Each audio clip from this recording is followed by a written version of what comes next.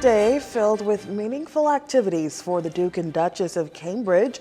Civil organizations protest the royal visit, and police investigate yet another homicide here in the capital. Good evening, everyone. I'm Leah Cooper with your JCN News for this Friday, March 25th. Despite the downpour of heavy rain, the Duke and Duchess of Cambridge had an eventful day here in the capital on the final leg of their Caribbean tour to mark the Platinum Jubilee of Queen Elizabeth II. Today, the Duke and Duchess had an exciting visit at the Sybil Strawn Primary School, followed by a visit with healthcare workers at the Garden of Remembrance. Then got a taste of Bahamian culture with John Canoe in Rosslyn Square, and because of inclement weather, a brief stint in the waters at Montague Beach for the Royal Regatta. JCN's Tyler Simonet was on the tour with the couple. Here she is with the exciting details.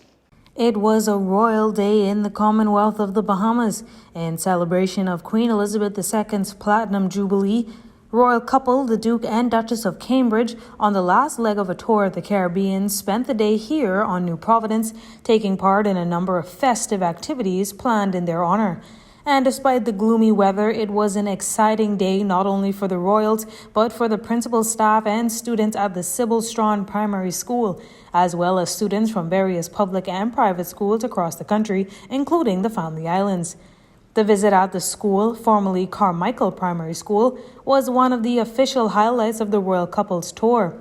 Education, Technical and Vocational Training Minister Glenys Hannah Martin, in bringing remarks, welcomed the royals and used the opportunity to speak to the indomitable spirit of the Bahamians, speaking specifically to more aggressively and permanently memorialize these Bahamians. Wednesday past, our national parliament debated a national honors bill. During the course of debate, there was strong bipartisan agreement of the necessity to more aggressively and purposefully and permanently memorialize and monumentalize those persons who have been so pivotal to the formation of our national identity and our unified progress as a Bahamian people. People such as our great leaders, those who out the course of history fought for our freedom from oppression and tyranny, those who extended our unique cultural voice, those who dedicated their lives to the full progress of our people in every sphere of existence. The Duke and Duchess met and spoke with students and special teachers. The Duchess had these encouraging words for Bahamian students. I know that the last few years have not been easy for many of you.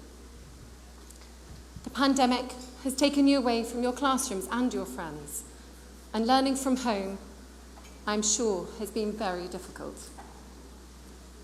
That is why it is so wonderful that after 2 years of almost being away from each other, you have recently returned to school and have been reunited with your teachers and friends again. I can certainly feel the excitement and energy here today amongst you.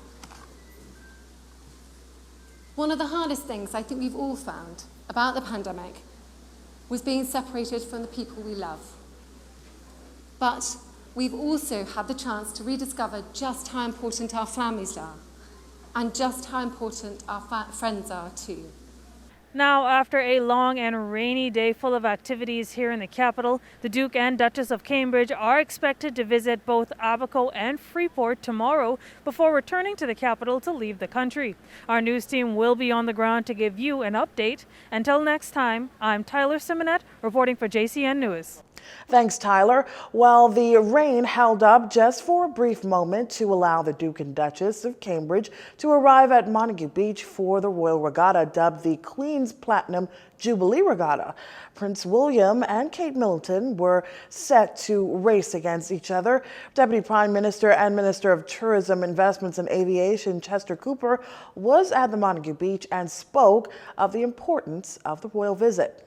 We'll get them compassionate care in a safe place, but Bay Street is not that place. In addition to a cleaner downtown, we also want downtown with spaces for small businesses and spaces for large businesses. The Small Business Development Center and the Tourism Development Corporation are already being positioned to aid in this transformation. We plan to make certain that the Nassau Cruise Port has a transparent process for engaging Bahamian entrepreneurs to operate and have ample opportunity to experience the coming economic growth.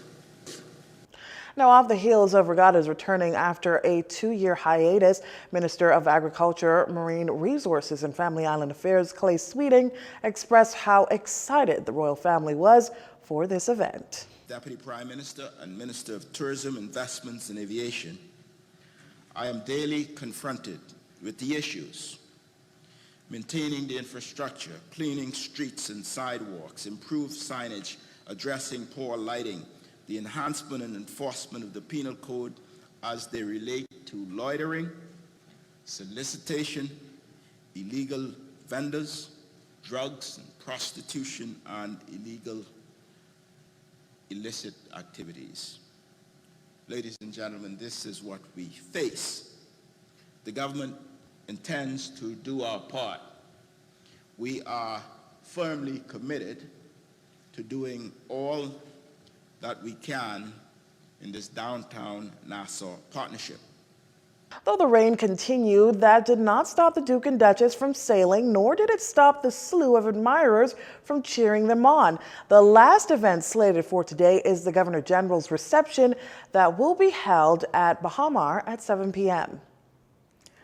Amidst the pomp and pageantry of the royal visit, several civic organizations saw this as an opportunity to hold civil demonstrations for various causes. 2 organizations in particular, FOAM and the Rastafarian community, chose to hold their protest just outside the Sybil Strachan Primary School where the Duke and Duchess were visiting. FOAM director Candy Gibson says her fight is for the protection of women and girls in the country. The reason why I'm out here today, I'm standing for my females who are suffering in silence because of domestic violence, who have no place to go when they reach out, when they open their mouth to speak.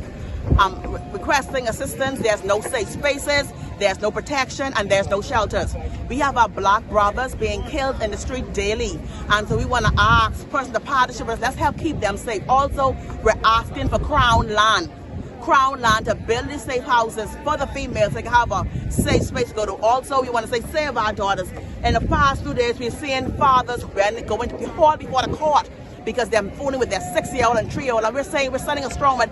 That's a no-no. And we're asking persons, women who have organization internationally, to partnership and join with us. Also hoping to shine light on another form of injustice, the Rastafarian community says their position is similar to that of Jamaica's. They're seeking apologies and reparations.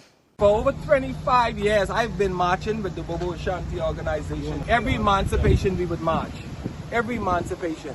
With the exception of COVID-19. We would petition the Governor General, which is the Queen representative, and we've never been acknowledged of receipts, you know.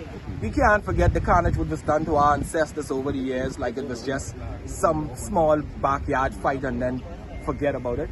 Then you just relegate our cause to some dumb people like it has no meaning. We want to be apologized to. We want to be publicly apologized to. We want freedom, redemption, international repatriation. We want acknowledge of receipts of every letter that was sent to them yearly. Throughout the diaspora, African people wasn't apologized to or compensated for none of the atrocities done for us over the years. While persons were allowed to hold their peaceful demonstrations, police were on site to ensure that no one was able to actually access the school grounds.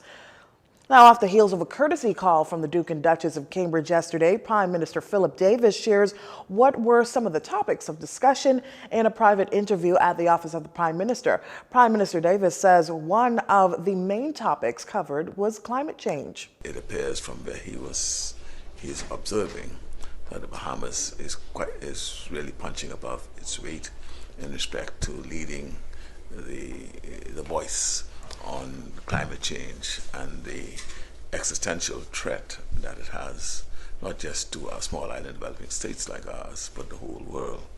and that the needle has to be moved. He says the Duke of Cambridge was also really impressed with the Coral Vita program aimed towards restoring coral here in the country, even going as far as offering to lend whatever assistance he can in the efforts to restore those reefs. Because again, that is a significant asset for carbon sink. He also, congratulated us for being in the forefront on many aspects of initiatives relating to climate change, and he highlighted the fact that the Coral Vita program in Grand Bahama had won the Earth Shock Award.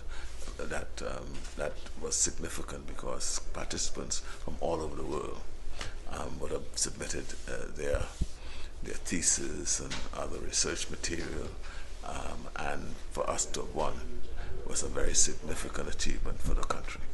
Prime Minister Davis adds that this royal visit was also important to share with the Duke and Duchess how the issue of climate change poses a direct threat to the Bahamas. Recalling that the COP26 was held in Britain, Glasgow, and he attended, he was there. We met briefly there. His father and I met. We had several conversations about climate change. While you're watching JCN News, stay with us.